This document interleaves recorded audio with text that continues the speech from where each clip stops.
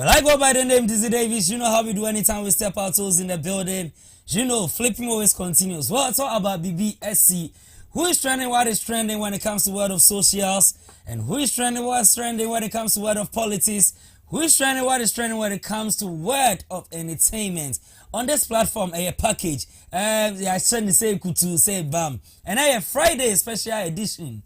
It's a tell friend town another part say Dizzi Atina say na ene Empire Ebeja Ewofia. We guys are live on your multi TV diggy box. It's Hana TV. And then we are streaming live on Facebook, on YouTube. It's Hana TV. Message when the story keeps on popping up, what you gotta do is to go to the comment section, leave your comments there, and then I'll read everything for you. And then again, the number that we guys are using for this particular show will soon be, okay, it's on your screen. It's 0592136677. And one of stories, you know, say Kosuna. What do I drink? Channel Ebefa both WhatsApp and SMS. And Reno so kwa nim kakra maybe I'm on so for no atum na on so watch wadrin any die kwan so say BBSC ye be sesem kakra en chekra e BBSC ye be ti e dia aba 5 na cha say e boss 7 pepe pa na yapon ye nya no 5:30 e biem na yapon 7:30 there be say the be sha say 5 na 7 pepe na yapon ye 2 hours program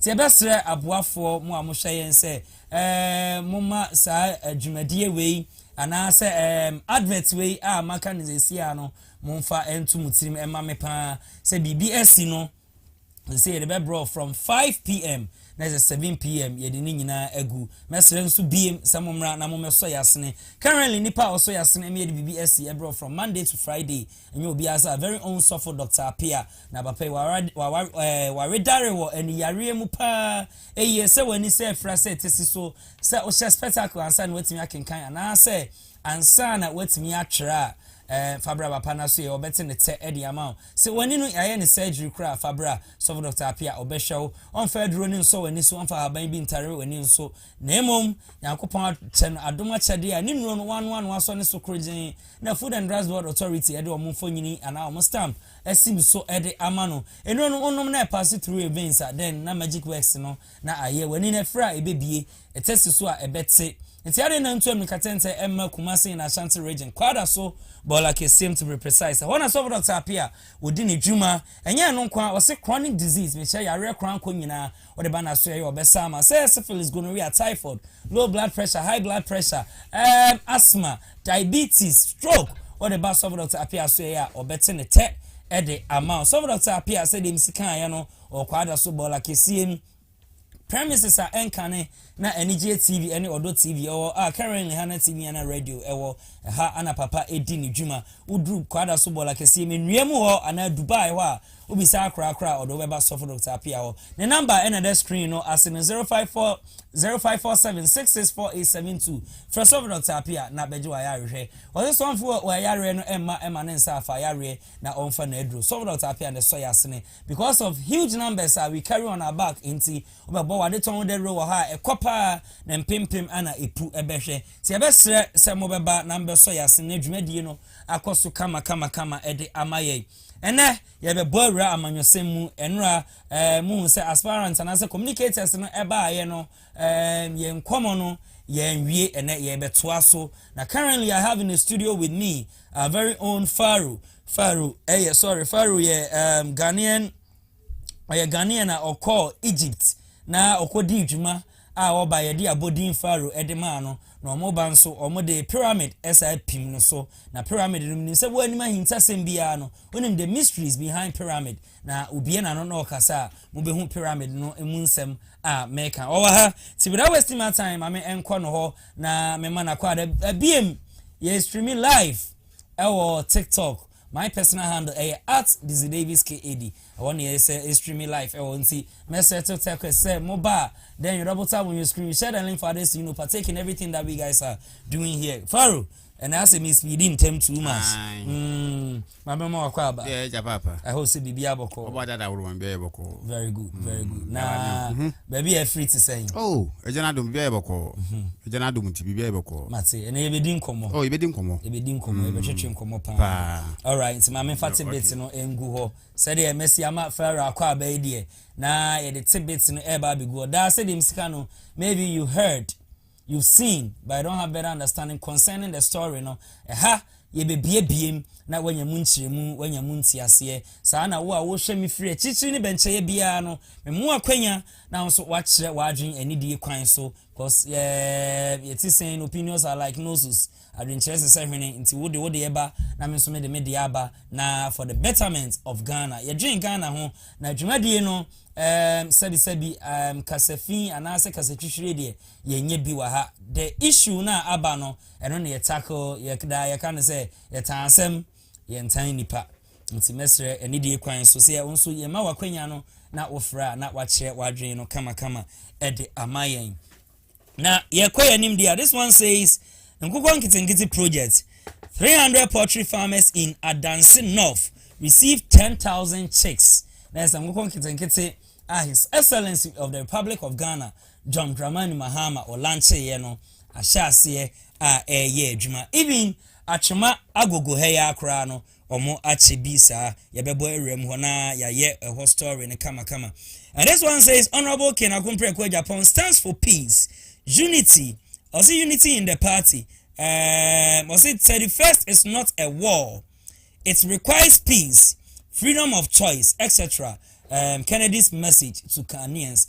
Kennedy akompreku Japan or the last message aba na way or the smile say omomeka Ghanaians say China which is 31st delegates to abayi 5 aspirants in omumu baako Dr. Oseyaw Educhim, Dr. Brian Echampon, Dr. Mahmoud Baumia, Dr. Ken Akumpreku Japan, Honorable, Anna Emsa Akaba Kuferu, Akanwan Kura, Dr. Brian Echampon, Nipa 5, Honorable Ken Eddie message Eddie Aba, Yede, no Ebesomo. Na Ebejafo, any Ashefo, any Atiefo, Nimibeya, Jinse, and Tebia, Anna Napo, Dr. Martin Opoku Prempe, aka Napo. Former Vice President Edema Dr. Mahmoud Baumia at 2024 omudi ncha entimi manifesto no wode nsem bi betu dwa se cabinet 8 cabinet ana omo omunye 8 momfa ncheme cabinet ana omo under Nana Danko Akufo-Addo na mamuo mu no sebi se epenyanse nipa na cabinet no owo a yanye obi anyine se Dr. Mahmoud Baumia na sansem we okan ye nyina ye hu se hobsinadoye ebetutu uja edebo no enra ye bo ne ha yekoda sore ya Ernest Owusu Bempa aka Aboa Papo ono nso ensem no emu nchiremu aba yebebo ewura ho na owie ye no Ernest Owusu Bempa anche o say fear the delegates. Okay. Ye wie no Ernest Owusu Bempa wasaba be can say they are repeating what they did to lose during 2024 elections. Was it Dr. Baumia ene Napo omo say repeating yema bi omo ma 2024 elections omo di ncho no omo nsesam free ho na eno an omo say owie Napo esa de aba beto aso was it fear delegates omo gwa to aba no Napo say omo hu esene sasabonsam eduru ha yebebo edi ewrem wo ho pa na wonso wanyamu enchiremu na ye nyina ye nim se Dr. Jaw Osei Educhum na emre kuma kakra bi na Dr. Mahmoud Baumia nkofo Honorable Ken ene nkofo we throw says at each other Dr. Brian Champon Babontin ebe kasai engineer Kwabena Japan. I think so na 5 aspirants me refi no ono so eba abontin ebe kasa ne hu se Dr. Educhum de onye obi o said aba abontin ebe kasa na wa kire yame ya aduma delegates ekwa akoto aba no or the message edi aba message ben ana odi aba yebebo erem ewo ho na yebesa tackle esiesie ekoso ewo you can say regions no Ramsar sites any peshi yebebo bi ewo ho they say akwa could do Cape Coast even kwada so ye he ya akra no demolitions ayeden akoso we ye bebo remo capus na ye de akra de no enso atoa so na ya pensim mu we ene nsema akeka ana ene ye de ba besom mo ewo bibi esi dwumadie no so me nsem me kofaro ho a asem obeka akire me ya ne se Togo asem nim Benin asem nim Libya asem nim enti yenko yanim enti yakwa yanim ano no yakwa yanim His Excellency John Dramani Mahama, and I quote, the Nkukwan Kitinkiti project is a Ghanaian government initiative launched in November 2025. Na ose I mean kind we kakrebi ewaha it aims to distribute 3 million bears to 60,000 households na across 276 constituencies and omube provide any feeds nyina mechira nkokọ na aduane omube provide nyina ede ama 276 constituencies bears no 3 million bears to 60,000 households na say 60,000 households ana omubenya sa bears no na ebi akwakọ PM ewo adanse north omo receive 10,000 chicks 300 poultry farmers and they receive 10,000 chicks no yenko hwe emfonyini ewo ho emra ebia back to studio for discussion na wachire say adanse north we are launching Feed Ghana project poultry aspect no do na friend nkukon kitinkiti na ye bahase ya distribute ya started distribution of bears no broilers and layers ma timabufo na so far ya register nipa about 300 ya de bemo nti ene de ni started distribution no de ama farmers na individuals omo bepa se omo pese omo nyan mu ani bi na sa project we said ye ka no ya mampanyin a osisi obonto ano okan se the Feed Ghana project we manifesto mo a de ba se ye beboa na households na ye de etimi agu omo own bears no so enwachi na adanse no mpotam ho pania ono enehwe awrokwacha so Prince Asare enso echirechire kuafo no kwane befa so a obehwe nkokọ mayi wono matumi enyini abeye akese no watumi aton sei eno so ne kuafo kasai nkokọ yi no womonti se ye local bears na itimi ja omo ano ekopo omo aduane no sa bears broilers any layers here de mo omo de so omo timi handle no te sa omo ba omumba omwa awo omo se omu ye enya omu buo ense so omuma kwan ma emu ani pie kwanante na aduane nso ayede mo omu layer grower and then okay na chese ensem no ana yakwa kutiaba na enkokon kitinkete fine faro ye ninkomo enkokon kitinkete project on say OTA headlines na me make here. Me say 300 poultry farmers in Adansi North received 10,000 chicks, which is nkokon kitinkiti no. Na His Excellency promises say or this initiative no be dey ebeba no. Fine aba. Also me say agugu heya akra atwema agugu omo ahyase achibi.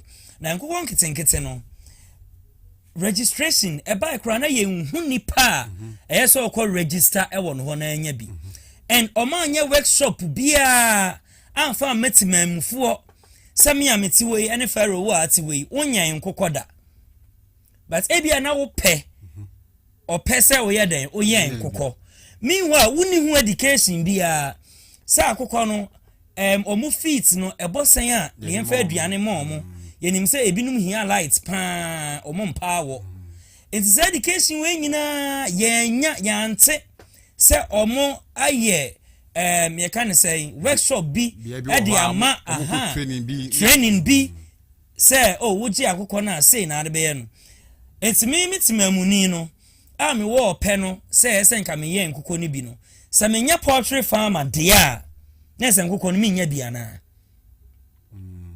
because utie we are say 300 poultry farmers in Adansi North receive 10,000 bears. Nti there onya poultry farmer there. Just want to mean shame nti onya biana. Cause initiative we eye kama His Excellency Ediaba Ghana for aye assume. Ti onya poultry farmer won't mean nya sa nkokon kitingiti ni biana. Pharaoh, over to you. Dizzi me das mama chafe for net yefo. Okay. Papa no sabe or born homoden. Yeah. Papa. But amani mfa ehun so emren kase kire se wo shebo. Udu bo shene so. Okay. Ebi na o kan. Me ebi amtie wo pese be se me yen bi. Okay. And so ma mi baby se bia hana ebi amu nyina mo nkwaje ntete because ye say ebi akoko say ye ponte ebi a ye kase ebi a mo nkodam kutwitwa koko mo nko spray so and say agree for na ne yinipa no ma ko ho rehearser ma ebi a be 3 months 6 months ni a chekere obokwa am fa so mo du koko ma be ni ebi na wo ka no saa di so na gesen komode ba se ebi nkoko no wo wani ji hu bia no wo ho kwan se ebi a ye peda bi ma na wo baji nkoko ni bi na akoye o mo so wo ye Ghana ni ha na we nso so ngenim NDC ni enim NPP ye nyina ya ban na ere e wo so ba saa rehearser we ni nyina ye hu ba bi de se na wo ka no na so mo se aba eti sabi wa wo ye tibabudi no a sabi wo ti wo mani mu a so pese ebi wo kura wadwuma ye o pese okọ GB na wo be ye o mo ne kwan be na befa so wo behwe nkoko no ye de ma wo kura kwan be na befa so wo behwe wo mo because wo di mu hu nim die bia nta me ka se boss en de wa che but akande na ye so de ka ho no e okay. So as you are candy na so de ka ho no e na se mo mu ni makoko na ni so no nko a no e na se ye de ma mo enye mo nko so na to aba ma wo e de ho Ghana ye to aba ni bi ma wo so as e ko ba ne se na sabi ni pa na to aba ma wo no so no e na ne gi se e bi akoko nketekete no gba kan ye no e na to na koma so de ko to aba ma wo e ba ye no wa nya bi ye tumi ka se Ghana fo nyina na e bi e ko ye nkoko no da bi ye tumi kan ne sa ye nyina na be nya bi ayen but esen ka bi nka mo yi bia bi si wo se bia da bi ye nko ho rehearsal ha ye nkyekere because say no Ghana sika na di yes anu ma we mu nyina ana me boa aha te ba se nkoko ne ntma hwe so yi na nkoko ne bebire wu a se de mire bi confirm tutuku o ye no that's Ghana ya boka eti odi ba Muhammad ye wura de wo ye ne de sebi MPP fo no kwa bebire wo hokora na sebi o ma papa na asem because no man na odi gu akwam se si ya no wo kon trace na aka ne de Dizzi Ghana bi papa afa into my pie de efira na emu no man na odi gu akwam hu se eye bi ho aka de ni isa se to to ma police na fa boba nka ho a eto ni kuta ne kwa me no time a oye campaign or say odi nkoko nkitinkiti ebe ba no o ma ye hu say wo abetimi wo ope say wo ben yen bibia no but here's the case I say Adansi North omo ediama poultry farmers omo mo nim na nso dada omo ye bi dada na de amo say me wo ope na say mpese me yen nkoko nkitinkiti a education ben because me knowledge about doing this with nkoko nkitinkiti say the way I be see ayen wo me knowledge bia e wo ho enti me so me wo pen se me yeden me ye na se farmers nko na omampani e kire se ye de komo omo ana se den ebia na menti ase no se ebia na akire no omo se ba bibiem se bia the whole Ghana ebia wa pese oye ebi no ebia kwa ha se ebia wo abu akwa ha eno de o match omo se registration process no interested individuals should visit their local district assemblies to obtain application form. That's all file for application crowd. And sana wonsa aka. They said what fancy man sana di no man ide. Entity no and a minimum no. On say sometimes would you be tsena se atre na de is different from when we say yeah, job training na a man for echo said you see a power zone said you see a tomato paste said you see a sani mana aya omoye no on say they sit them down omoye program ne ma omo de omo tena se na omo kire omo even they project it on a big screen giant screen na omo kire omo awie no kra no omo de pen drive e de ma omo anaso omo small booklets bi say eno en guide o. But me won't be so nkukwa nkiti project no. E bia fa no mo de beba. Na safi no mo de beba nkukwa na asese ni ye deliver the amanfo. So omuko wu a se Ghana radio. So bi ama. Ana na me ka no. Cause on tire yen said ye nsi enyan omo a na say dodo na aba we nyina taxpayers money ana ye de akwafa o ma ba o na say omo ye de ama omo no omo ni educate knowledge bia e wo ho na say nkukoi ewu a say at the end of the day Ghana na aboka na Dizzi so hwe me kasa ma me say wahye bone de but mane mfa ehune mne nkasa epi nkasa de wahye bonte no wo stretch ne hu pi no ma anya Ghana for be dey e be ka because wo do mo ba na say bada do ma ba no ye say nya mfa so bia na omuko wu a mfa so bia ni so e bo che hunu so as it wonya botrema ne ho e say de wo ke no mfa no mangu ku akwam so as ye no bia nya ntete e mo wan de se be e de bibe wuye nyomu nyina nkokon de o say wo mo ho nya den e say we ni kure kasa no kan o mo ho nya den say efie asante akokon na nkasa no so as o mo nya mre mo ho mo mpre o mo ho because o prom na say budi we mu nyina ba bonte na na wie no ye hu hwea Ghana boka egukwa okay it bahama onya mre ma ne ho because no ma wo de e ba no eye wa hwea na ba akopa bi na be se ni din okay onya mre ma no okay onya mre ma no me da spa unso betimi de wadin trainer for 0592136677 nkokon kete project no ho why na deserve say onya bie na registration no kra no ho nhyehyeye etesai yekotu yeska bi ne de akwa register na anye bia won baba be hye baabi a wo se ubetimi ahwe wo so abubobuo bi ebuo no kra se etesen se mframa fam se heat ewom ansana ye dibi amawo na wakwa akoya na do obetimi aba be register all right akire se wo bi na hwan na etu anamon akwa hwe baabi a wo no se ampa ye de nkokon kitenkete ne mawa obetimi ahwe ni yi message eduru ho a na nso afre na wakire wadwen ani de kwan so ewo ho but yenya mi amantofo ne ntum ne de WhatsApp and SMS number no ene da so no 0592136677 betimi sende o ID anasa wo thoughts knowledge a wo efa ho no na wo de aba ye bekenkan ni nyina ede amount ene ye kwa no intentem so pa because ye se ye kwa no ye kwaje ya home se de be ya wo kire nyame ya adoma ye betimi ewrem na NPP primaries no ye betimi akwa take bi ede aba na honorable Ken minim se ni PRO ana aba be kasa de a me yes our story we man sheda hu papa yiye esa antimonfa encheme also honorable Ken stand for peace unity in the party also 31st is not a war, it requires peace, freedom of choice, etc. Also Kennedy's final message to Ghanaians. Honorable Ken akompre ko Japan aba be kasa na we no mo ne enyo no ankasa ne kasa but what they asoma say omo meka nche Ghanaians say coming 31st which is wachina about to on delegate enye ntokwa omu hia I was say feel free kotoma aspirant a open no enye ntokwa unity any peace asundue ene nkabom ana omo hwehwe enye watimi wakami bia na ni nyina nkomra no obia nkai se soro ho ana omunti ma no yenko ni yenkoti abra na omo de Kennedy message no to dwa no emra.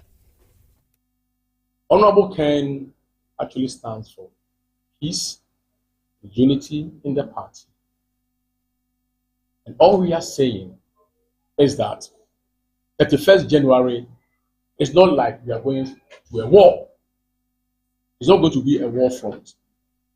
It's an internal election which requires peace, which requires freedom of choice, freedom of expression, and freedom of association. So Ken is saying that all the delegates should go to the voting center, polling station, and express their conscience. They should vote freely. They should be very vigilant. They should make sure that the ballot paper is not tinted. There is no mark anywhere. They should look at the back to ensure that it has been stamped properly.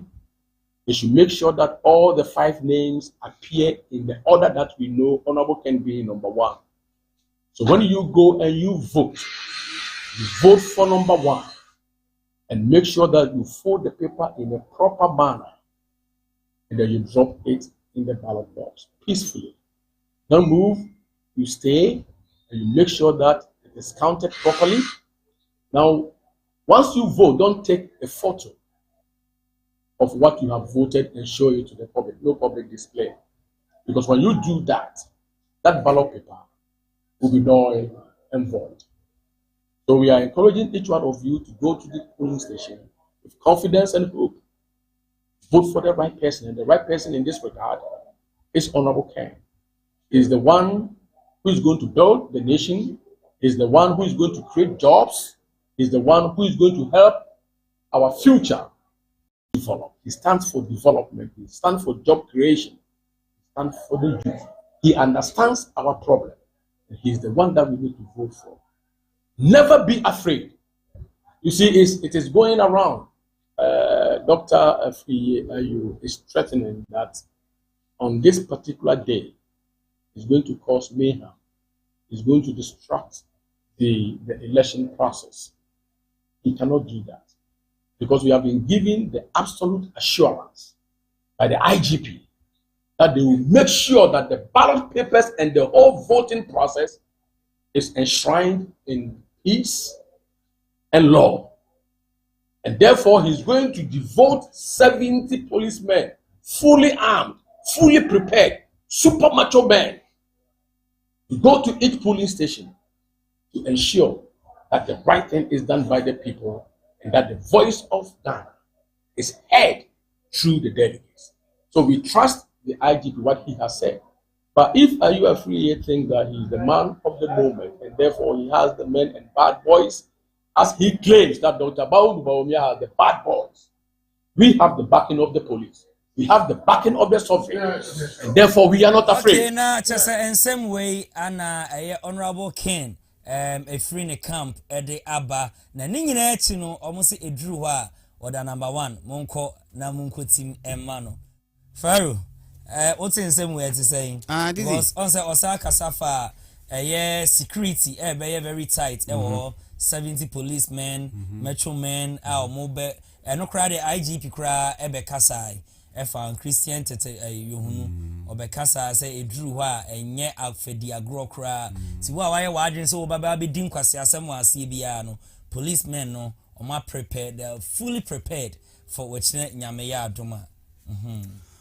Dizzi me da say empenyi say no man there we have na akoto aman and say asem no ya kan wi also be to Boaba Park because starting ya can so la say no mu di atem mo afia de beti no mo it is starting and some way now ho man kan and madidi mu mpalifo madidi mu atemu ahwe mpalifo amote wo nimdie kuta mo adwen kuta ma say mo de kasa akora beti ho asabe to na adwen to ni tirim so la say me papa yi me ofai man ki wo me brai wakasa yi it is science way now ho man fam ne Ghana fo and madi mu hwate mu a de beti am yakoto aba no afuna me kase wo pe asumdwe na asumdwe na nyina achi no yankoto ma wura ura su gina be na odi atam no nko awo yeah it is sabi wo nipa be kunu ho asanko mama nipa kunkum am hu nyina awie o ka nipa kunkum ana se nipa ye ne ho boni awie no ga afuna ka mo ba out abeka se asumdwe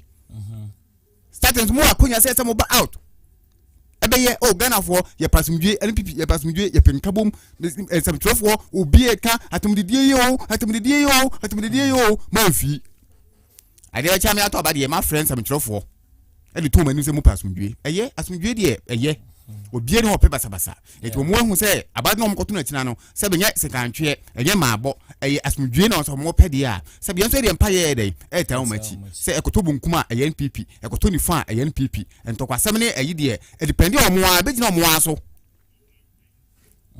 so obi di matcho e be ko ho a ene se kan kontima be ko ho a e gina mo aso okay because mo pen for no kwampo mo betena TV so na radio so no mo didi mo hatam we be kan we ya be kan enti abana mo koto no ankasa no ani bire wo ye de ewom ani bire wom enti wo ni pan so a wo ye matoni a wo ni para bo pa se o wa ha de melusu enti ko basabasa no sabi ya chi wo ni para bo pa no no tin ba bi o e magwa buotire na busu afo ho na wo fa se fo ho abrabo obo ma na busu na nka ho ye tane nko na akobọ pa se kudi san kwa asem no na wo tranye yi na se wo ko fa yi na odi dwane se boat wo pa wo kun me ka se wo yire wo ma wo busu na wo je omo ho hwane ko hwe mama wo itu tu tunhufo ni oba no bo pa wo si da bi abane yakoto no ayi we nyama twesem Mon kwa mko tuna sumdwe pa na ni ma nko. It was Honorable Ken. Ono ana ye bebo video no wa ha. Oka say what say kuo bi. Si omo de metro men ebeba. Na ono omo fa metro men nemra. Ono so wodi ode be den. Ebe face womo. Na afi de e kine ya mu honorable ababe kasa sese ni sei. Eho no mu am wodi message ni so am no. Mo ntimi anka nte se da bi Honorable Ken yen kasa sa kuo ban na wo so wonso wodi beba be face wo mo no. We wa ba be kan how do you know say e bia omo wa prepare sa ekuo no kra de eden ato dada seba say yebisi a ono so be retaliate with san gangs and e ho omo mi no agu de ni gina omo na so no Dizzi obi abo no ho asi me nka se tuo ne sekan but we de ombenya ma chocho.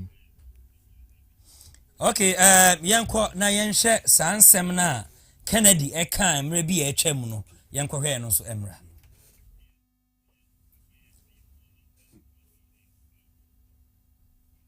Okay.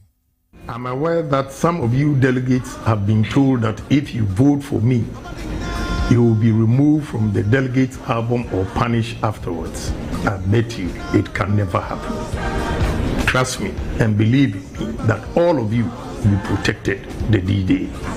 The delegate album is not a weapon.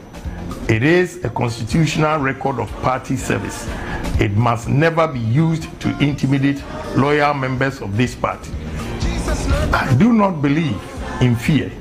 I do not believe in revenge politics. I will not tolerate any attempt to shrink the party by threatening its grassroots. Be rest assured of this. The MPP was built on courage. MPP was built on internal democracy. So I say to you, stand firm. Canada, Japan, I stand for industrialization. It's industry, industry, industry. Employment, employment, employment. Jobs, jobs, jobs. What we need in this country is employment for the youth of this country. So please, give me opportunity to serve you, and I will not disappoint you. Let me assure you of something else. Every delegate will be safe. Every delegate will be protected before, during, and after the election. There must be no harassment, no intimidation at voting centers, no atmosphere of fear. Internal democracy, it must never become internal conflict. We will work with party structures and the appropriate authorities to ensure that Saturday is peaceful, orderly, and credible. Your safety matters, your dignity matters, your right to vote freely matters. But beyond the vote, we must think about what happens after the January 31st. This is a contest, not a war. Okay, Mofanchayan, where Honorable Ken Akompreku e Japan, ono ananum nsema osade abeto ho ede ama Ghanaians. Te sade ne nkwofo ni di kan be kasa aye no, yesika akumu hei, yegin kwaku enum kwaku na nso na waba be kasa no. Ti Honorable Ken say Femodi basabasa ye bia ni hɔ a ebesi faru to asoma me Dizzi enu na wasa akoba me ahwen so ra say en say empanyin say say bia bokusi so ofa adwena sa agire mote a oja to o abuakusi ofa den ofa adwe that's agire mote a oje muto we dey mako echiri o etina e dia ba ko beji mato okay yeah say enye 5 ni nyina na den abaako ene ebeyi no because Ken no ye wo ha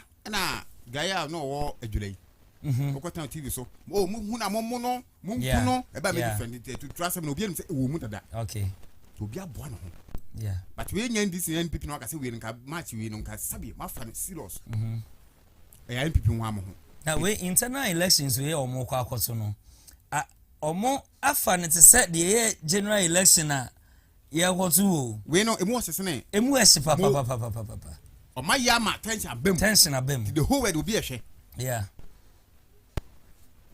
it we ene ya kan tire o mo no sabe mo nya nkura it mo am kwa ko formatos wo na se mo am bom ho ma se go bi ne betumfo mo am ko formatos no mo am bom ho ma na mo prepare mo ho okay ne duru wa mo fa me na me nkoto aba ne ma mo na make us 8 months yenso ye sabi edu mmiri bia yenso ye ma ya adwum nye du we tine yomba ti cheska wo nanra ai omobai communicators ne bai some ka chiro omo say we omo cocoa time yes ana aso omo cocoa season to baby ana nanati ya hwa na wote ana okazo enyeska kasi bi aba yesu yenim say na why say enyeska 5 aspirants we beji bi afia we beji bi afia we beji bi afia omo ya omo cocoa so me pai bi ameto ma no but what the man ameje ba me am say para ameje no ska me ntoma no sase to ma na munya dey na fo na mawia wo mo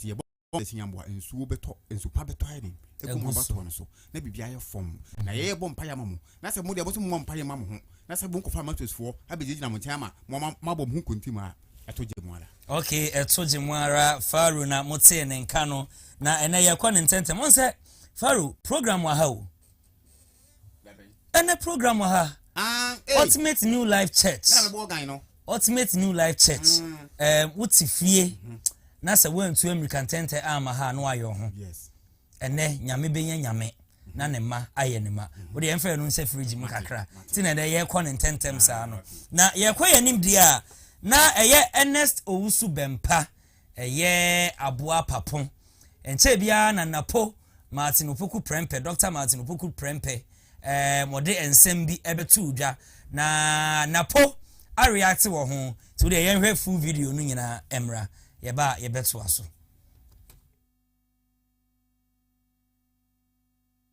Martin Opoku Prempe me say cabinet say enfienso ene fa edu ba bi kra na otwe bia na the policy ba akoko parliament cabinet o after me ko ya no for mo breme me hu nyansafo a wo cabinet wa sebi na na dwimu Dr. Mahmoud ya na po asem ya na me pese beka bi na eneno me meti asem me send video no come. If you want to the morning, yeah, me said that's why I was looking for my phone. I'm a person ka ohwe messenger me the man no nanka wa judge for yourself. Nobody can polish Napo's speech. Even Alistair Campbell cannot do it. Everybody should go and read about Alistair Campbell, the spin doctor. Everybody knows him. Go and read about him. Nobody can turn Napo's speeches to right. Not even schooler in Georgia West Animal. Now the American you say my ferry man President Akufo-Addo. How? Oh my ferry man. A people born this way, they should catch you. Yeah, the way I say tennis ball. Na do don't go Akufo-Addo. So Serbia will cheers here because of political allegiance. Na go be the case as we Serbia cabinet ono. Nyansania na dwini mu do. Now listen to your language. And then today I was discussing with you didn't get it. Say, Asema Okano, you were right. But Nyanse say me no to you. Na because yeah I am na po me no na te dem na Kennedy Japan na me na wo na bia o say ya bitu. Na so yeah why nyina Nyanse ni anadwin do ya me Owusu Bempa. Na po how would you take it? How would you take it? Nyanse ni anadwin do anti-famous utia, we were part of the cabinet, chief of staff. Na posi, muko cabinet meeting na. Nyanseni anadwini mudo. Let's forget about so kwasi afoni wa. Let's situate his language. Nyanseni anadwini mudo pa wo cabinet meeting. Anadwini mudo delegates mutie ni yo. No bia enter ni sabesi paniko ni na abai. Sebi napo utitwi a metitwi ye nyina santini wo yede hia me yede hie ye nyina etra himfie odi aso ko proper college me ko proper college me kura de nyame adu me ko communications you could have masters in communications. I've done speech and understand language and I know the meaning of language.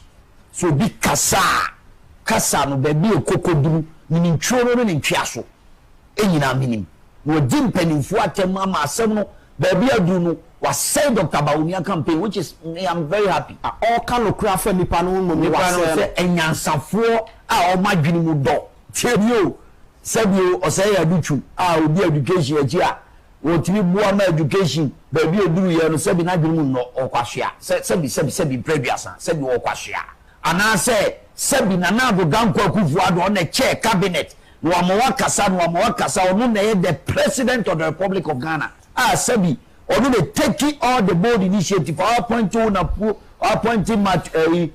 Dr. Bawumia no omu nyina so mbedi na chi no sabi Akufo-Addo na dwene mu no that is the literal meaning Akufo-Addo adwene mu no enti sabi ne person dey use words okay na chese Ernest Owusu Bempa aboa papon where introduction ana odiama main kind message be and free Facebook. This one is coming from Paul Ajekum. Watching you, or say I'm watching you live from Canada. Or say their party is not coming to power anytime soon. They should count 50 years from now. Wow. Paul Ajekum Buama. All the way from Canada. So let's make it watching channel Alpha because we are streaming live on Facebook, it's Hana TV, on YouTube, it's Hana TV. Comment section one we'll leave you comments kama Eddie aba meken kanyama ebiem 0592136677 WhatsApp and SMS line what the fahwa non so meken kan ni nyina Eddie amount na Faru where introduction na before say meko ensem fofra what they aba beto so no cabinet no onim say na kukudamfo wo mpa na omo a mebebo mu din no omu nyina aye former sisima fa former no anso so a mo fa nchen de mpesem si kɔ ne ntemti cabinet no eye na poka se ne epenyansani a omu a eye Dr. Mahmood Bawumia trigger ama eye kan say hopsina doye ebedi na tem ana sese Ernest Owusu Bempa enso ede agunu so no cabinet no na ye wo Nana Addo Dankwa Akufo-Addo president na yes former etina meka say the mebo ni nyina eye former near working Oforiata finance near wo Frema Opare chief of staff near wo Alan Kwadwo chairman team trade and industry near wo Dominic Intiwu no ye defense na ye wo Ambrose Derry no ye interior near wo Shelly Ayoko Boche no ye foreign affairs and regional integration near wo Godfred Yebua Dame no ye Attorney General and Minister of Justice near wo Owusu Afriye Akoto Food and Agriculture near wo Dr. Yaw Osei Educhum Education na oka ho near wo Kwaku Ajiman Manu Health near wo Osei Chei Mensa Bonsu Parliamentary Affairs near wo Daniel Kwaku Boche Local Government near wo Samuel Abdullahi Jinapo Lands and Natural Resources near wo Cecilia Abena Dapa Sanitation and Water Resources near wo John Peter Amewu Railways Development na ye wo Ignatius Bafo Ewua Employment and Labor Relations near wo Mavis Hawa Kumsen Fisheries and Agriculture there be okay maye minya sure say agriculture but mufan chemi say maye is it aquaculture yeah aquaculture near wo Ibrahim Awal Muhammad tourism arts and culture and near wo Francis Asenso Buache Works and Housing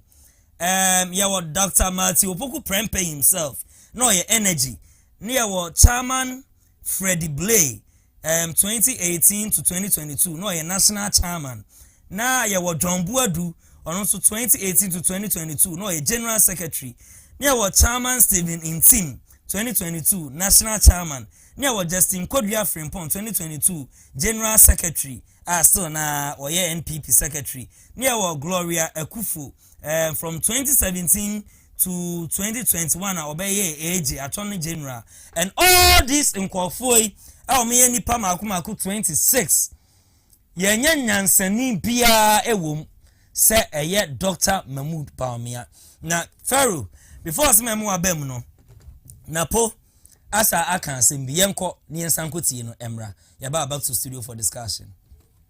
Surprise you about election on Saturday and then they see about your one pass hey we dey ma they see about one say omo believe in fanfare e bujalo omo say omo krom chini omo nim dey tia so djuma ya sir and ever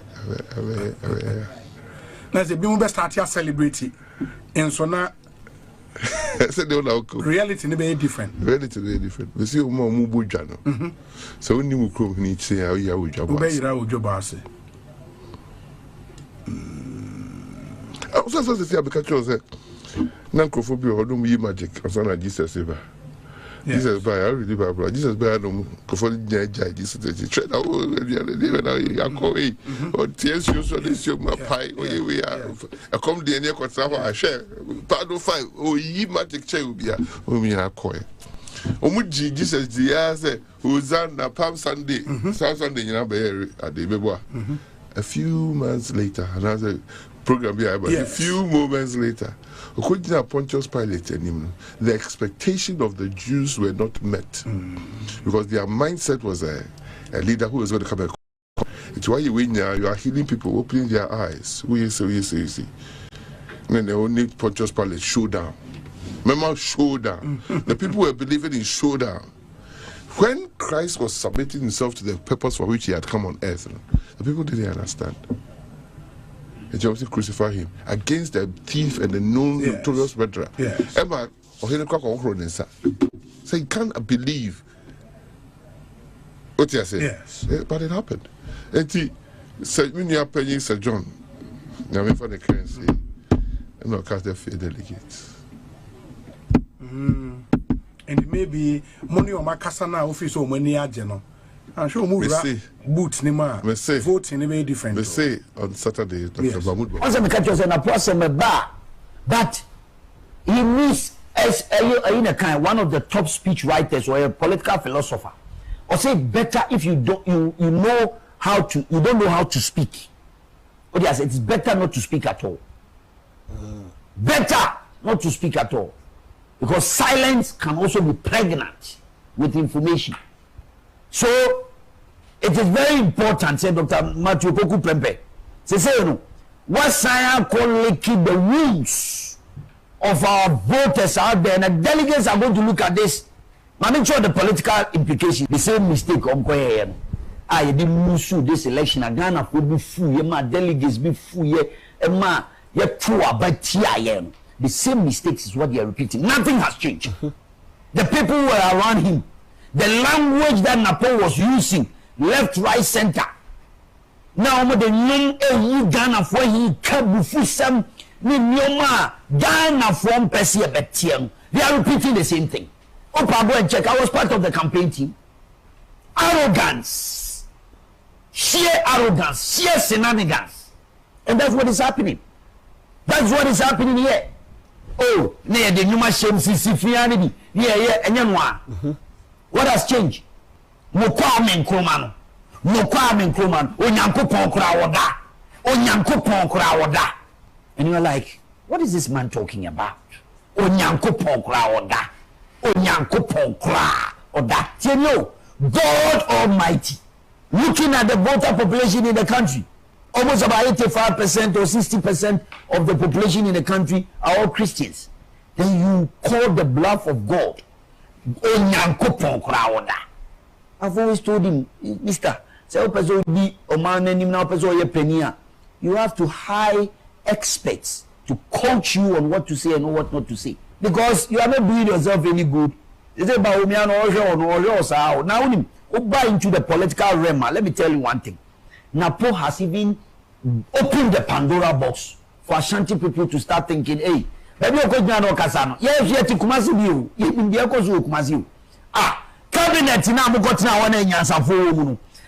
Obey energy minister, Mikai the president of Kufuado Kachire say, this is Mr. President, me na Mekan, yes, Mekanwa. Mr. President, I'm not for Kasi Kumasi development, I'm not for complaining.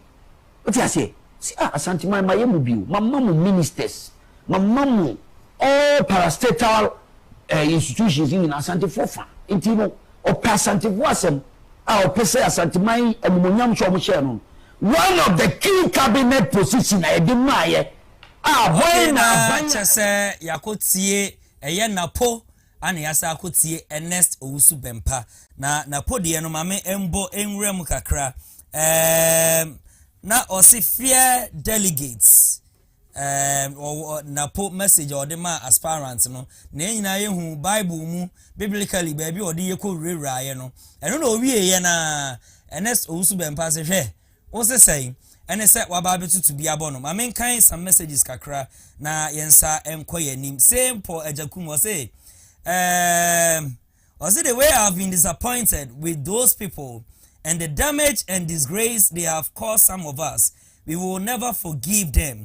I lost 3 cars in their term of office. They seized my Jeep also for no apparent reason except greed and wickedness. Now, wasadiaba, I say with the current infrastructure vision of Mahama and the West going on, who is going to vote for them out? The Accra Kumasi Express Road project is my dream, and I can't wait to see it done. If you Paul Ajekum Buama all the way from Canada, or not, was sending messages we at the Abba. Pharaoh, Dizzy, Echinam Kuao, and some matters are rising. Yes. Still, nah. I say peace pacts na a year or more call, you know. Differences be abem. Send us and sign, but who will be too much. Yeah. Kind of say. So I say, hey, this year, she cast her own. Eddie, Edding pa. Yan almost she cast an F4 be able to maintain them. Edding. You chini uchi. Yeah. But make a tree be actually penny. You wouldn't say that to the but nay at me, but who wouldn't. I don't can say Mokwame Kromano. Now, put I say, or can I say, yeah, but Ukachi, Mokwame Kromano, because Sakase. Oh, papa. Nyankopon kra. Yes. She no one tells ye. So everything na him fie. Oh, Daddy. And I know so be mpaka Oh, so fra him fie ono so fra him fie. Omu nyina anim chi no. And you be our tell him fie bia. And nim chi. Okay. And I nim kasa. Yes. Okay. Then send so. So I sent na put here ono akoko school duro ti da brofo no e twi ne kra wakaya wo. Ono asa brochi na wotena ye no eno so ka ho. Onso wotena ho che. Eno no enso ka ho pa. Hwe Dizzy, asma kan no. Say ewura ba me ankwa ne nim nyansa no. Asa no bi wo adwumam. Na adwuma na uni ne wo mu no. Why no say what the bibia wo ne nim. Bibia wo ne nim. Bibia wo ne nim. Bibia wo ne nim. Eno ye fere twi kasa no. Eso odi ni papa nim. Odi nipa epenim twi kasa no. Bibia onu ne nim no. Yes ofa o mebo ofa obi so e dia pe animonyam wo adwuma bra. Okay. Oku ba bi ne ka twi kasa say odi obi penim. Okay. Tam twi kasa no emudu. On ti ase e ka asem na wo be fa tra. Yeah. But what twi kasa no de wo ka wonim nim de. Tom say atebe ene ebube na mo entokwa empada. To so bubi a wote. Mo nti obeso so. Yes. To ka say ne padi nyina no wona nim nyansa o pa che say o mo woni matam. Even though you see Sebi kra na o say baby o kan Sebi but still na indirectly no what do watem na make us odum hwi kasa no what do watem obetuma kan say oh no mo nyina fata se bia komedi NPP ko na de anim na emum e yakonya ne ba ma o hwi kasa na Mahmoud Bamia aka say omunyina say omunyina na nim omunyina Dr. Mahmoud Bamia na enim nyansa no ono na pono cabinet no o ka ho bi I say nra ye boni video also anytime bia or the ayi ekwa parliament me can say oh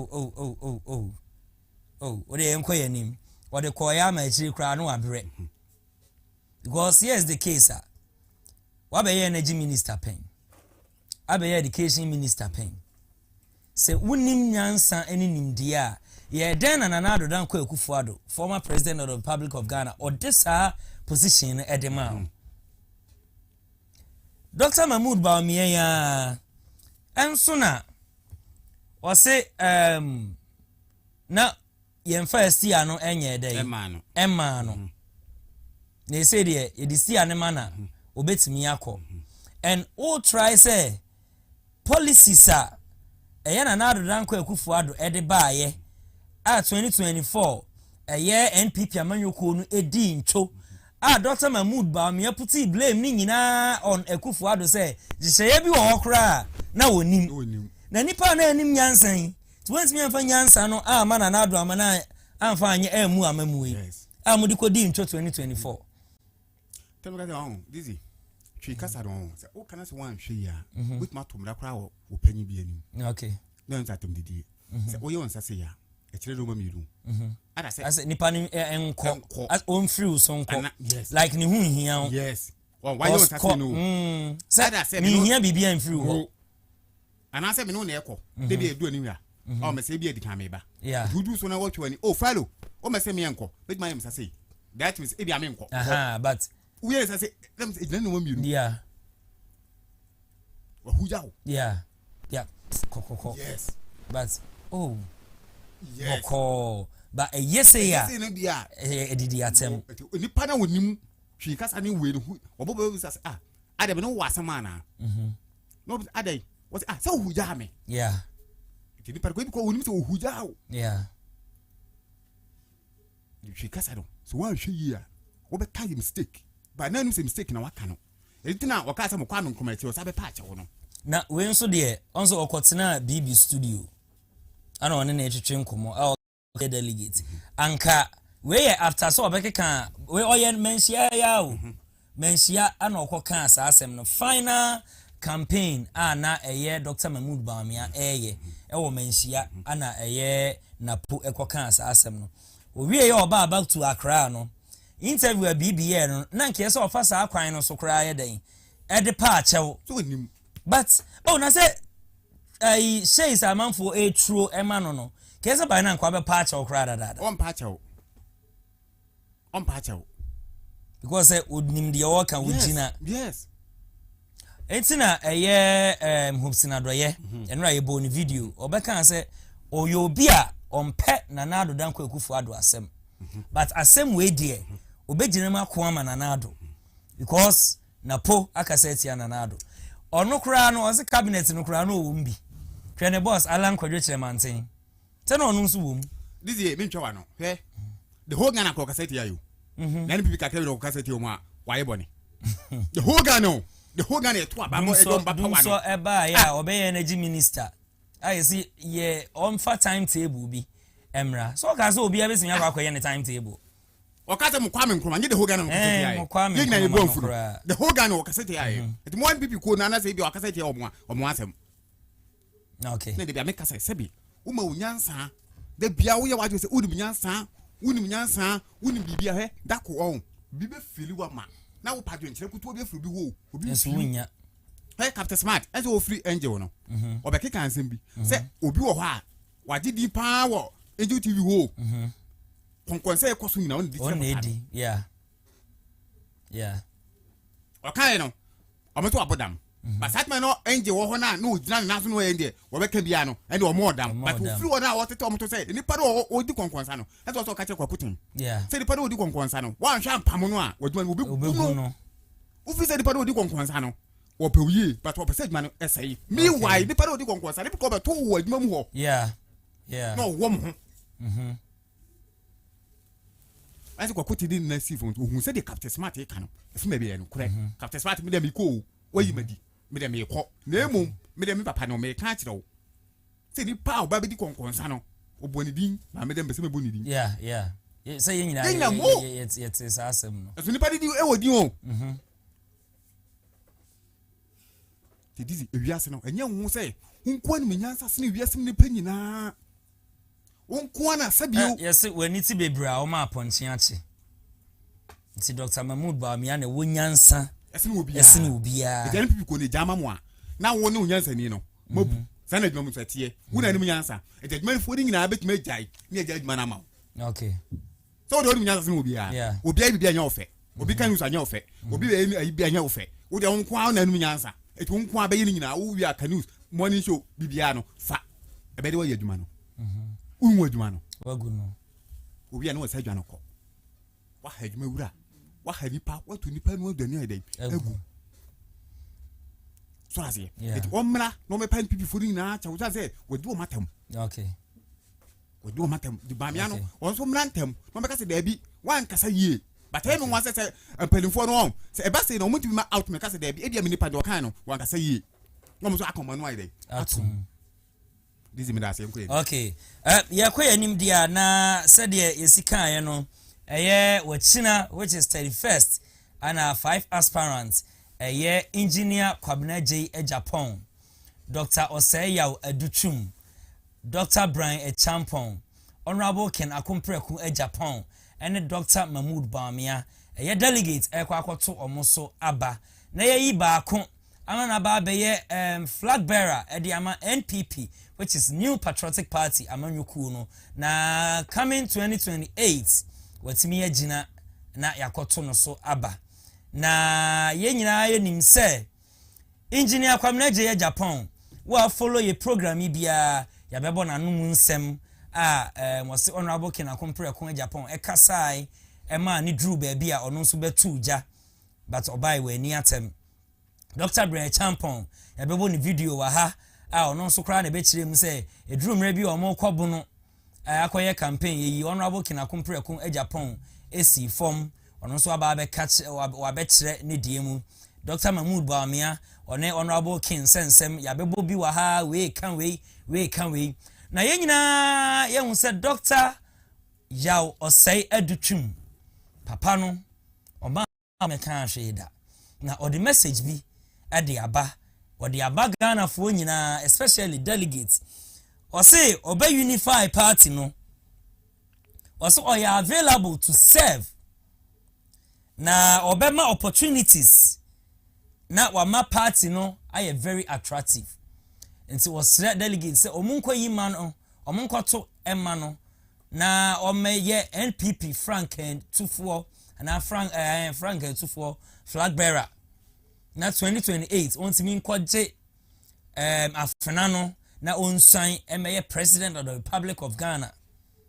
Dr. Osei Yaw Aduchum wakasa yenko na yenko tie nimra enyo no nkwan kasa ene yebebo ti said yakobo honorable Ken Akompreko Japan de obia final message no yede beto ato asosa ede amamunti yenko ni yenko tie omumu bi emra yeba about to studio for discussion.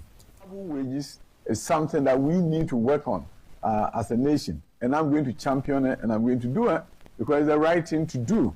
Ghanaians must prosper, and we need to increase productivity for the prosperity to happen.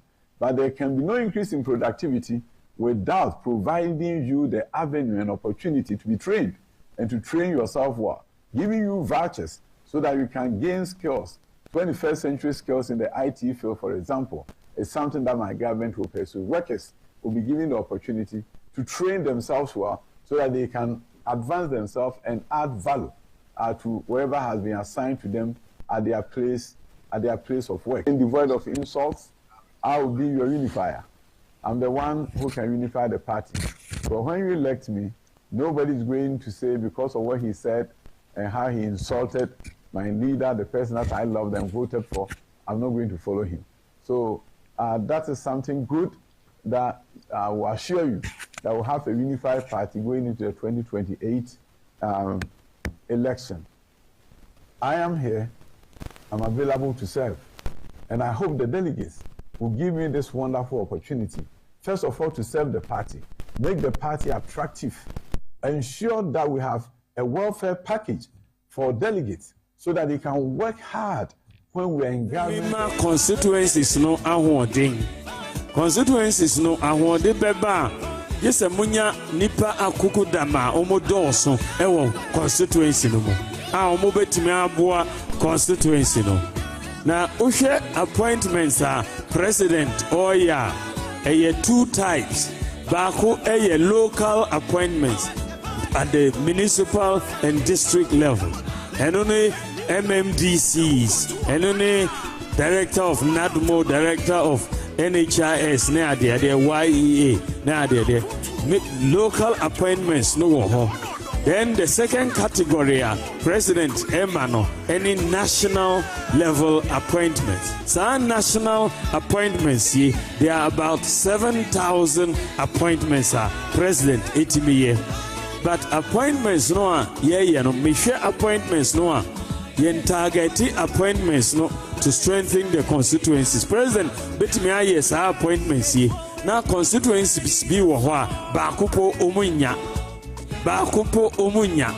na eba no sa no a constituencies no enni ahoden constituencies no any ahode me pese 7,000 appointments ye me use sa appointments ye emma constituencies no ahode. So out of the 7,000 appointments me be ye 3,000 of the 7,000 ama constituencies no directly. 3,000 out of the 7,000. So ye banasa no mube won say every constituency wenya appointment kura ubenya 10 national level appointments per constituency. And only ministers of state, deputy ministers of state, CEOs, deputy CEOs, chairman of board of directors, members of the board of directors, directors general, deputy directors general, members of commissions, members of authorities, ambassadors, deputy ambassadors nadia omodo sopa na ebana sanwa na monya nipa akudama omoye godfathers and godmothers 10 ewo mo constituency mo hia bibia mo wo nipa 10 na mo betimi akọ mo nan so akogyemoa afiri mo.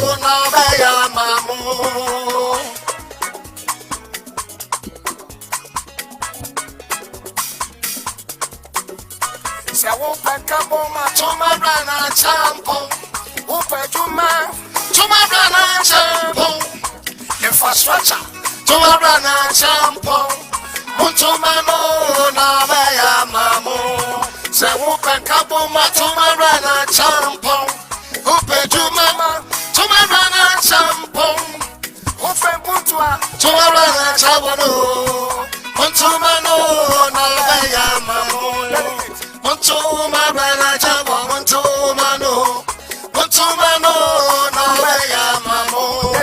Muntuma brana chabo Muntumano no beya mamu. Oye ni da so oh my God. Oye ni da so my baby. Owakuma papa my baby. Muntumano no beya mamu. Muntuma brana chabo Muntumano no beya mamu.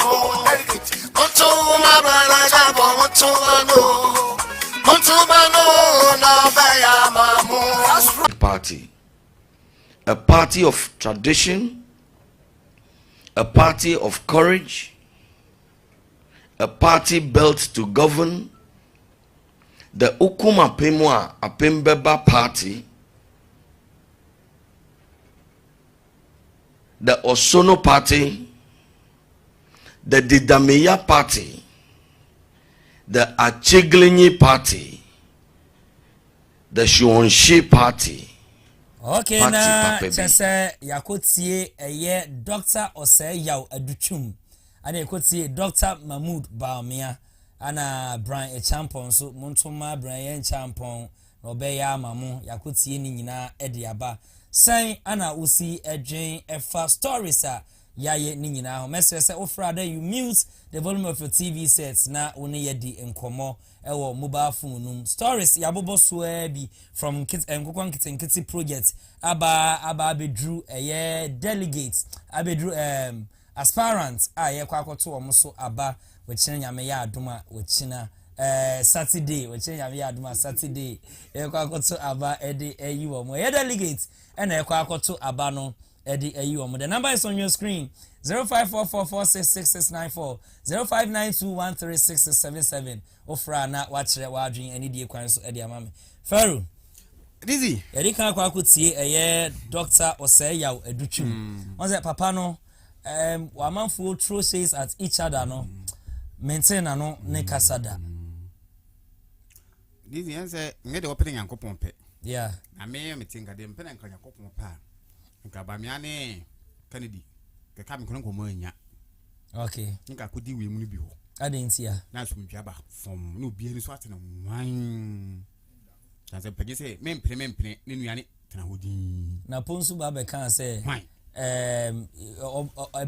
ebe chese ebe yo mu sesini ure kura be firi ukuro mu chini ye oze wono ana be wa ba kan oze Dr. Mahmoud Baumia ne benya oh ena me se nka me nyamu ti me mpai ba komu mi nyamu munya okay enkudi baby no mu na mani so enko ida say engineer Kwabena G Japan Dr. Brian Champon Dr. Oseya Edutwum adam de me hu so ma bi di atam ni ayi so ra sentin ken kom ho e kom ho asasem de nasem ko so ra se na mu na mani so atem wan okay but me de ye pe na Yankopon ye de epe de Yankopon so ba we de no Yankopon de wonu wahu awi ni pa ni ntimi de ehu so hu e na meka anwum no mpo me kura na me bese nka wo borura Dr. Mahmood Bawumia nsem a odi aba betudwa ana obenya mubenya me kan say you see word be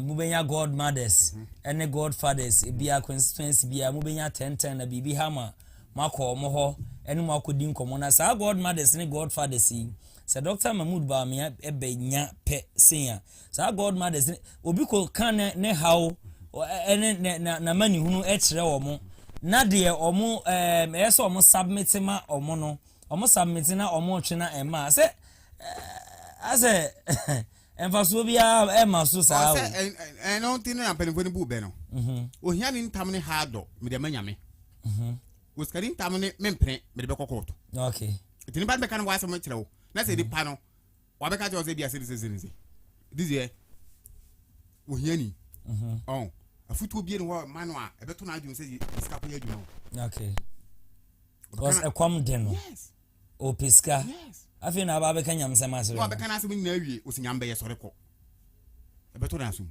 dabi eti ye wura ba mia na no ono afutu na wonte bo se de nko a it is possible ye Mr. Digital Man ma che do na che mbotom so na say or still na say hono wa no ta fulo asatem na kan na lesson mu feri poto no enu wa na wo ka wo se na so su bempa e kan enu wa this uno bi bobo na wo say tu ho na o dey fa no ho na edin a eso davet na de ko fa 3 ba me so na me hu ni say campaign de oba o ka projects near development infrastructures near abetimi aye na ato nipetinim with me akoto ama me hu say no na Dr. Mahmood Bawumia so keke na so kekan ya mo we o ya mo we eno e bi na se kekan ye ko ba mbo tu goals to na e bari na me so e di ufise coach na ye bo na ye ko bo coach was abe yusum bi ma na dabi obe yusum na poku okay because when ye na hu na poku kura no se o nyini ni ko sa ni bo tu no kwa we good o trading no it do match na one of them babo okay na me mahwie two of my board bia ye cheme bon na me ho san awu still na no sa de me bo na sporters ko mbepre me dabi e so sesam yeah it wano wa bo mo wa we but still na no sansem na se kan bo sa kese na o se ye yeah e so sesam na yiri kakra me no this is the big can say sit na akudi NPP ho no IDC ho no NPP seat no o mo sabeje o ma de saint election time no 2028 aden o ye prophet ana o meje o ma de said didn't no mbeje because yenya omo delegate enkoto aba we china kra ma ye hu di obedi anim se Ghana fo be pese omo mpe esi den na NDC seat a omo Jeffrey NPP ho no NPP besa aba abeje ya o Ghana fo di tu abati a omo mahama na Ghana fo do mahama be ko ama fufuro aba NDC ko yi fufuro na obeba no afi na obeton ne ho ama Ghana fo ti na se obeton na se the NPP for can say Dr. Mahmood Bawumia o maton no awie amwanya price nti o mo no a enko eno ne yes ne say you say the angel you know is better than the devil you know is better than the angel you don't know say bi na wo kana ai waton ho awie o so be kama na wo so na wo so ka say ye senki yi Dr. Mahmood Bawumia any honorable kina compare kwa Japan esi nchen na other 3 no me kase entokwasem no e wo mu na me kase se ka kame ko de anka mu ni na ama ba se mu mienu nyina be ba de a anka ayimra ba mi amra okay sana mi chirem ko so ye pe kama de na kwafu ma aye bi da e de nyam be kire hwan e de be ko o sa aye bi da mo ko nyame be kire uni the all aye bi da best me nkwa fuom ebi won so no kra na eba be ye ade so hu hwan nyambe kire wona ekọ kuzi na ekọ kwase 0544466692 0592136677 ubetimi abo awrem na wa kire wa adwen concerning stories na ya boboso na faru to aso mame eti ba me ayesere no bo se no doso dodo na we yiwe na we ekoyi we afutu we ekoyi we afutu we le hu hia Dizzi mkan kura kire hu hia we hu me ne hia dabi trasidi for pen people and would my dear no more winning we na me kan Ghana for to tia me no because I dia one beba okay to so say no ma na sa ba kikan we ma wo sa ba reporto very photo wo sa ba kikan we Ghana for ba reporto okay because the opportunity say mahama oko the opportunity ka say man people for okay because we matter na wi okay akura ni mu no uni mu no kura ba it possible it is possible what can I no be say papa okay na wo kan enyom Dr. Brian Champon say did the edru so election time bi obi a compose enyom say enyom no ebi na yi na Ernesto Usubempa kan say eye Dr. Mahmood ba me akofa o PCC fia ni bi ana o musisi fia o mo no ti ujiri say Dr. Brian Champon de na o monto ma no enyom no question mark o ho ni para obo enyom no o to enyom ma no the voice no I say kura abewe so that's obo mom ko bia oh ene se me na ga ene yeboja yo ye ne ntem ni asori akọ enyom no there be voice na it say I say kura abewe voice e bia na ye microphone no ana ni munye akwari da to kwara sa mo boy ni kwa wote say enyom no uhu bi tiri nkwa kosi ontua why ni ntua oh I be for boy mom ntua no be akobo ne nyuma ma na yi ne candidate enyom to be a campaign no enyom to be a campaign na how do you know say nipa no Dr. Brian team no etua ya na so mo entia ya wai ene kanyum wi ana wonim nipa no oto nyuma enyom da be routine untimi nka se nipa no ontua abra nipa no wonim no Dizzi tie routine wonim nipa no ana enyom no boy na ebi a wo na enya ode nka Dr. Brian Champon last campaign o me be bonyum na emfra akwa no kra ma ne nsan ma meto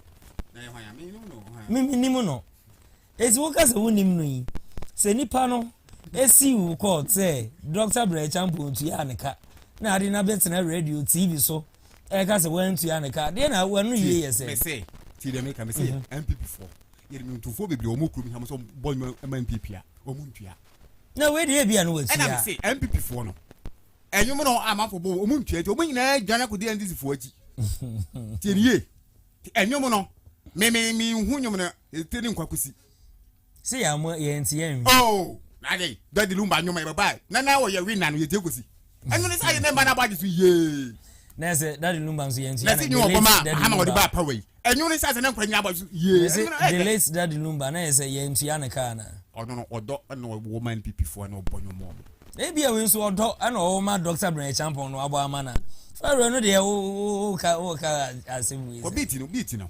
oh faro yan ko yanim eno ani yakoi se ye ko no kekos kan se amuto aba ne mana na oba enyum no ontua mani po betima ya enyum papa ma no enyuma e da ma no enyuma wo ba se de to asu mu na monto ma we de se gba betima to bua se wo ni nyum to monto ma Dizzi monto ma no Dizzi a na ba we yanko yenim Dizzi okay yanko yenim dia demolition koso wo regions bia se wasi wodan wo ba bia enni kwan se wusi wodan ebi okra ye waterlog area ho ye kwan ho enni kwan se wusi dan ka e ba e speed betimi atua fa so sa operation no koso wo Ghana ha region bia mu de koso na me kan se kwada so ya akra ba bia jenefo no ho structures bi ombesisi ni containers bi omde ba ho ye demolish ni nyina na we ye ko Kekos ni akọ Ipesi ni akọ Ramsar site ya kan nyina de abom ye nko demolitions a koso na ewia ye beba se authority ben ana owo so a omakwan ema ye sa ade no hwan kura na makwan se obi ensi dan wa ha obi ensi sei wa ha last week Ebobo this week ya ebobo video bi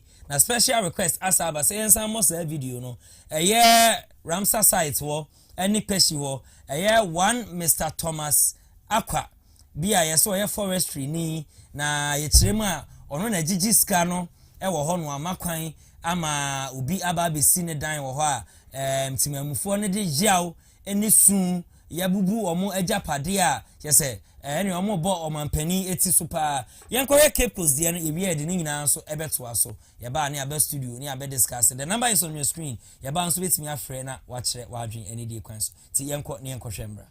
This exercise, we are embarking on those who are building on waterways. Anybody who doesn't have permits and the person is building right on waterway, we are coming on them. We will demolish all those buildings too. So right after this exercise, that is what we are going to do. From Cape Coast, Abigail Lissel in Chroma reports for Joy News.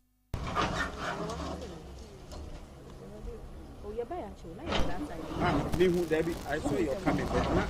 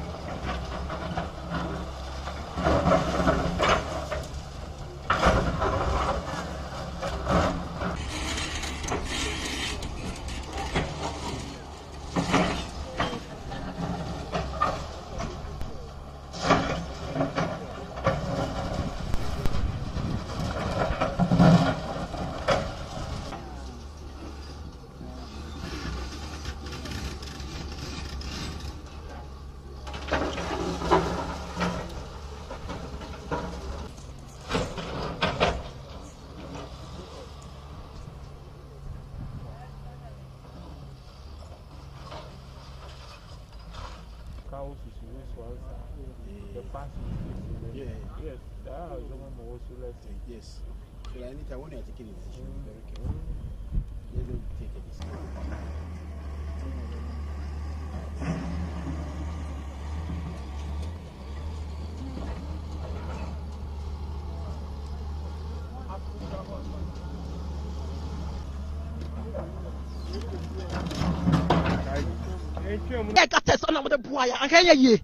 Why accuse Obi say why did you see Kedi? Your friend Aqua or Ban Wakacho said, baby, I want to, I want ye. Or Bakacho say, aha, ye. Ye money sika, what do you 20,000, or to me 5,000, or to me 10,000, or to me 20,000, or Siam Mef, near the Mano, Nina, no Sako Sebe, what's up, but no about you, Buno. Aqua, or a forestry man. What is no credit? Okay, a day, no canoe, no credit. Edward Shidabia, and I will try and try. One, there be a didn't be moved about one this asset. I see about two, so say what? Well, I know the I want you know, yet to say, or only or more heavy conversation. We see a wood name say a national year. Do okay, now just say videos no ana yakwahwa ba yehu Cape Edie yehu Ramsar site Peshi Edie wa Mr. Thomas Akwa enso na final video na okasa no say unim asem no ho ma chekra because yenyane nte yakra say ono ankasa nso usi ni de wo ho o se ente sa na ye otan hunu ana amanfo otan no na forest fo ni nyina yenye obi a mo ni din say Mr. Thomas Akwa and so say onye udi chese undifu asem na mesre say authorities embonwura mu pa no mu hwehwe mu ye apananim kasa no I think that there is something behind so basically abo erem na wa kire wa adwen 0544466694 0592136677 na yakoye ni faro akoye videos na ana awreho tena bi omuti abrofo ni twa yam plano Example say Bruni na usi starting now wabe catch stop pill yeah ba Ghana na kwa ko stop work na go ho obe fa tiri ago hu mpanifo o fa tiri ko hu mpanifo oh kona koye dey say bibia dey ato yi mo hwa mani panisi na ni nyina dey ewi aboka wie o na mama fa mfidie na mako him ni nyina ide egu form ewo me se be nipa ni si dan no enye but wo si nyina ne mpanifo ntam ho omokọ omoba muhu yeah man timi anko stop no mama na boka ebi kura akwaje bosia ene bi odi si dan awie na mako dwere go se bi si no enye bia papa but ya ti ase na edan no kura mpo no sabi o si ne asase no hwane toma no okay ehina okoye pipese se bia mpese mi si dan so that say because say nyina agisa okọ lance so okọ hen na okoye sai no mani nyina so that say ebi kura de timi yi ni pa kura se ko bia okosi dan no ni nyina no ma anye ni nyina o ma hwam na esi dan bi wo abro san ebi etoaso mi etoaso mi ensa hwe kai nipa no ade abo so story building bi ana omubu na mo di we afidi na ade akosi wa dwelegu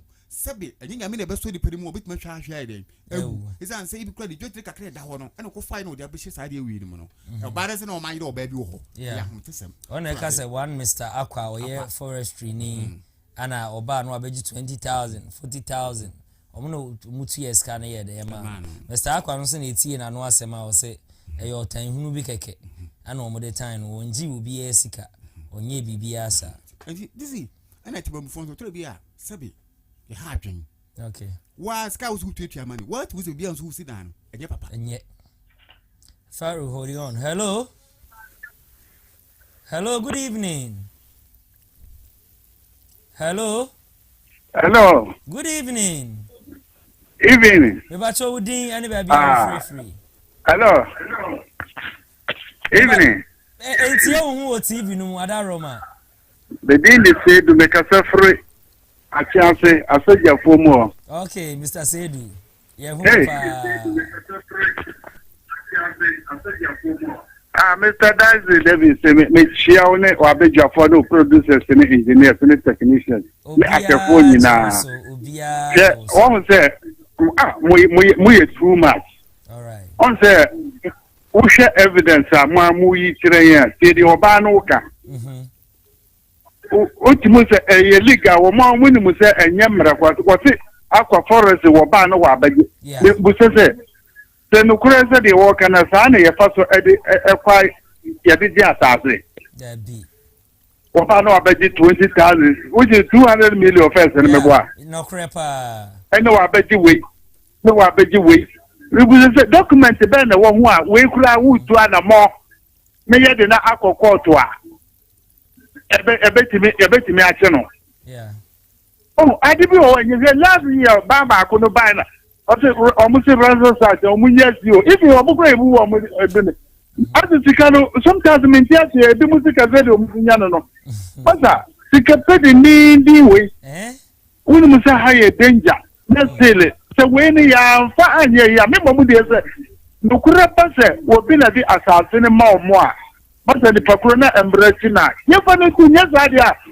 we enko bi mo na me mata na wo you ni fa so ka se o match na so ana o mo ezihwe se si aga na fo ko chiro ona ga se timi ko to red paint no na ga sa chop work na juma na ko so eyi fo so be chiro chop work am jinyi na o muti ni ejuma ko ti e ko se koda yanya ni ye stop side way but this time I feel because it's doing here na kuma mako will be ba kope na ni papa ye wa ha na echire master amu sha se so be hu se mo bo abo papo enyi no na oka na po ase me na po ase mo de ase mo me ntimi hu de kurenti ono nko ade wo kokasa na aye piso eji wono so wonye na yi you wa no ya de o nso kasa no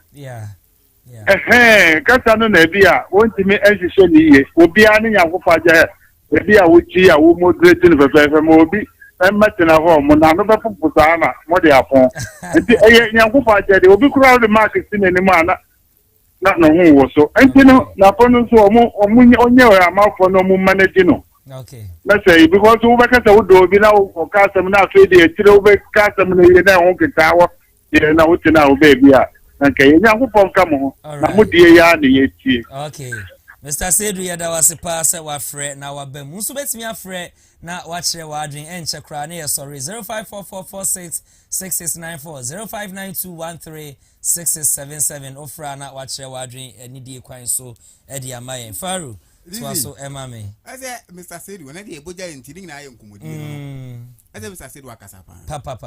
Only akasa pa ye be de pa. Ko se jumadi na yidi no. Aboya baso. Yeah. Obi so betima afre adwuma wura ka je se nkrofo wi o ma pom pa mo nyina nkrofo ni ba foforo aba. So na say. That's what time. Yeah. That's what say we betimi obi so abetana na no be fonfo. Yeah, no correct. Sa wi asena sa na tie. Obi ana na aduma chije. Hello. Hello, good evening. Hello, good evening. Hello. Good evening. Me ba so udin any baby I free. Good evening, sir. Me dia ko na ba me kasa friwa. Oh, okay. Me ba so tire wa drink e ma me. Good evening, sir. Wadaroma enti o free TV no so. Wadaroma. What dey yen kasa? Me ba cho program na ye facing Ghana he nyina che se. Yan sas na kodi ahemfo nsem. Okay. Sanka ade sanka wa ban nsem an kanya ade sanka ban bet ma ton asase ma obere won tuma na se asase na enni ba bia no ko ton. Okay. Anentinu nka mesra se nka Ghana ban no nka onye bi mfa ho se na be ya because hey enema it ahemfo tuma ton asase be ba be ni man di pe be mienu se miensa kra asase ba ko so ho. Nti eba sana the problem be bre ye net man for nti mesre senka ban bit ma hu be di kakra amaye. Okay. All right, you better was se onso wa frɛ na wa kyerɛ wa adwen. So betimi abo rem 0544466694 0592136677 ofra na wa mute the volume of your TV set. Na ne makasa through the mobile phone frɛ na onso kyerɛ wa adwen na ye nkɔ yenim. Ye nyina ye bobo Ghana ho. We want the betterment for the future generations. Ti be stress ofra na wa kyerɛ wa adwen ani die kwan so de amaye Faro. Dizzi, you know, sabi any parent ba obeti je hosika e bia 5,000, 10,000, 2,000. Sabi o kura kyerɛ wo de. What was I say we na wo si wo dan no. Obi boss mamiska na de amano, mamiska na de amano. No e kasa kyerɛ wo de. Menya sure say omo ti say de na Mr. Seidu Efre ya okay.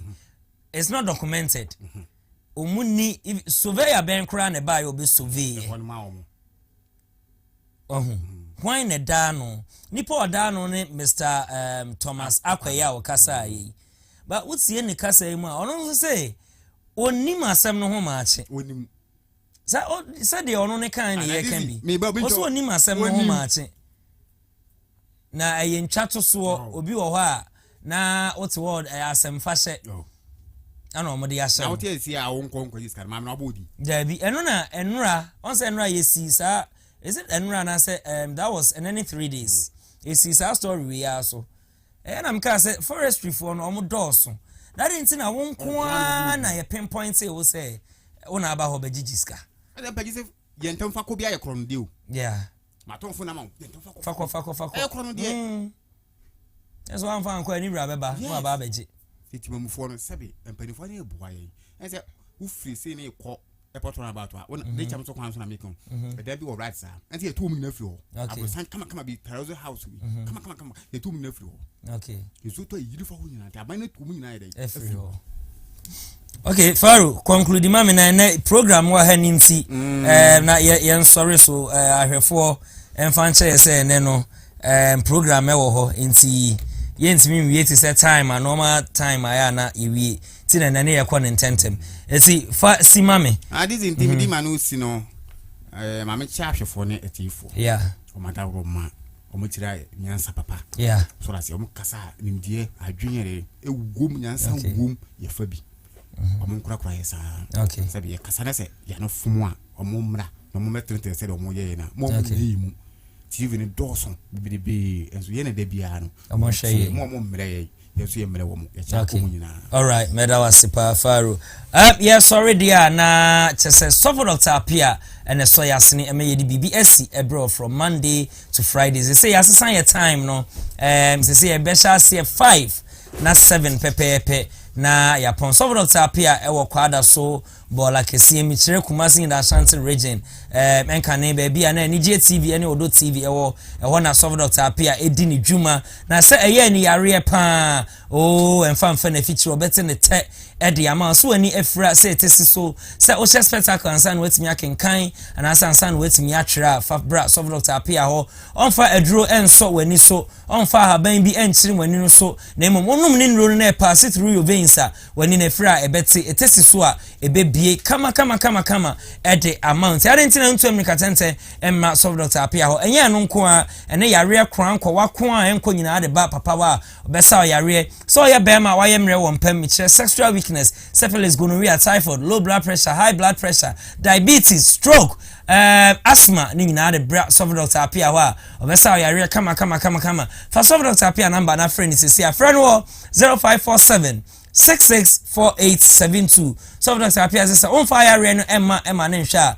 fire re na on fa na dro no ne so yasene me de BBS ebro nso betimi aba no aba be so yasene because of huge numbers ye won't e bo wade ton de Roma wa ekopa na mpempem na epu na omo aba be purchase ugusu no ene dwumade kese ekoso ewo fiduem ha enye bibia se Ultimate New Life Church sofo penny oda no sofo Dr. Apia o si praise night ne anese ye be tunyom ayi nyame aye unkonua enyina no ebubu ni nyina no enwom no ebe kenya no amba chese bibia akoso anwumtufo akuku dam ana ebe dwumadie na se na dwumadie we wa mabi wa hwere ade ye wakwada so bola kese premises Hana TV, Hana Radio, no, ana Soft Doctor Apia, the Herbal Center, no so wa odi ni dwuma. Ti America, sa won carrier, agogo, sepase, koforidua, mensia, sofoline, adwato, ehemfa, bra, obanso abenya baby ada kama.